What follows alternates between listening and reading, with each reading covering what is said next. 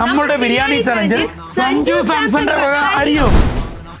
Welcome to 30 days of Ramadan challenge. ഇന്ന് നമ്മുടെ ചലഞ്ചിന്റെ 19ാം ദിവസം. ഇപ്പോൾ നമ്മുടെ ചെമ്പിൽ 2,53,000 ഗ്രാം അരിയുണ്ട്. അതായത് 253 കിലോ അരി.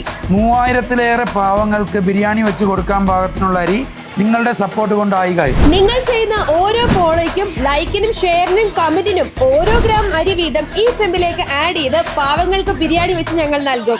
ഇന്നലെ നമുക്ക് 6500 ഫോളോവേഴ്സ്, 16,905 ലൈക്ക്, ഷെയർ, കമന്റ്, അങ്ങനെ ആകെ മൊത്തം 23,405 ഗ്രാം അരി നമ്മൾ ഈ ചെമ്പിലേക്ക് ആഡ് ചെയ്യാൻ പോവുകയാണ്. ഇപ്പോൾ നമ്മുടെ ചെമ്പിൽ 2,76,000 ഗ്രാം അരിയുണ്ട്.